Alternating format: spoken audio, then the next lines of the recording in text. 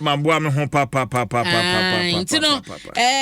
Miss Hanson, Michia wa yakwatabs, Michia pa na papa mpratwum. Sunny good. Uhunu nche CJ.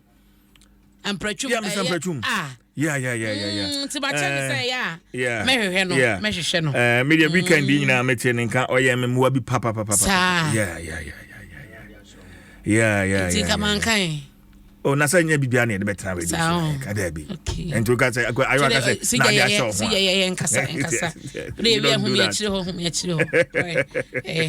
Na si ye koda obokra tani mu na ye fa amane a ewo ha no mo emma wo. Me de wo hyase wo katafeto so enwotwe. Na ye si funny face na yare mande no, ya cage no. We de si funny face caged over accidents. Ninyina ene se Abrante oye comedian funny face na ene Kasoa Akwele District Court ye no ewo awutu senya East District ewo free mantemu no achese omonfa no kwatwe post for kukum na aja kwanse over the weekend see ye manipa ba kugu so ewo koma no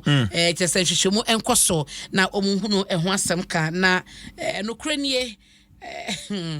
funny face assembly de ya na to da bi akakra na asa jinsemo but ni nyina ye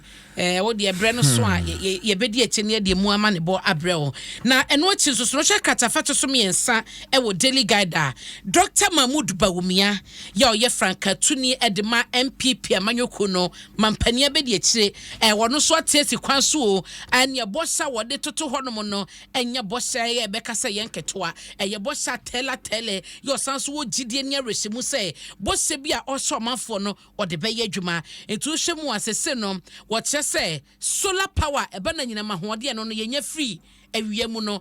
ode 2000 megawatts na ebebe kan wo ebra waba abeye mampani eno eni asema oka ne nyina no so eye sede beboa na eye omanfo eni enyumanwuma hodo na eja enkane abo no esobete eti wono so na ni sode hunu a wo ya wode ba no ebi ne enya no nko apinu a na ekeka ho adabo krata yi ebomu amane eti CJ daily guide mu de no ma me fan call daily graphic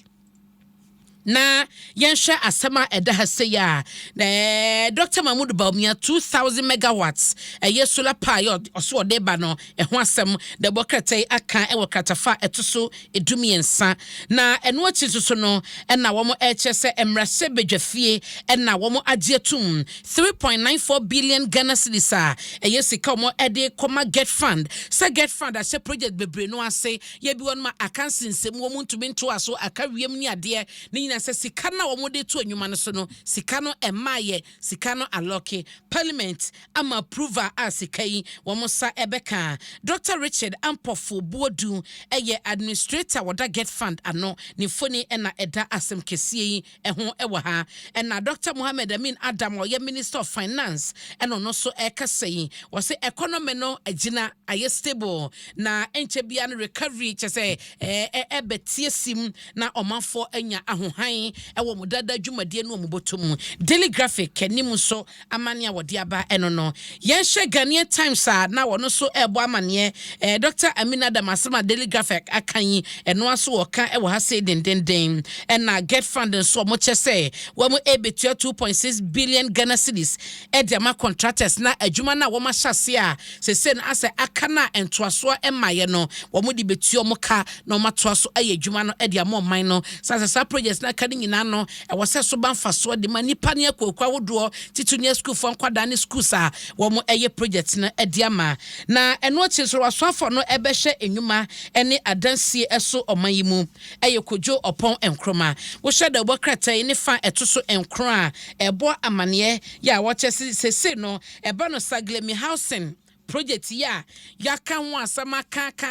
kan finso ekwa enfie enwotwenie da bokratai ebo amane ese technical working group na wo mo ehse wo mo enhye na wo wie saglemi housing project no eni bibia aka wo ho bia no wo mo hye enfanwie wo ma wo mo na wotwe no enum na chese bosome ene na wotwe ya wo mo ede ebehye se international expression of interest no ebebie kwan na ankrankre eye so do mo ho agim na omahye emudwumadie na oswafo kojo ponkroma na ebosa amane ya eno so no na bokratai aka eho asem mesra wonsa ka bia kenkan efa emame eno da nchen so ana mede wo eba kratafa etoso mienu na wo ba ha sei na asama eda ha no eye de MIIF wo mo so adwumade no no eye Minerals Income Investment Forum na wo mo eche se wo mo so no eguso etoto enema se eba no ye form agudie etuo mining sector ewo oman yi mu a bibia ebekoyie na ehon so entotoye no aboa eno achi so localization na eno so masanso anya value ewo sa kwan no so no eno so no da bokrata yi e de enchemu aba na wo hwa MIIF CEO ena ne foni eda asemi ho a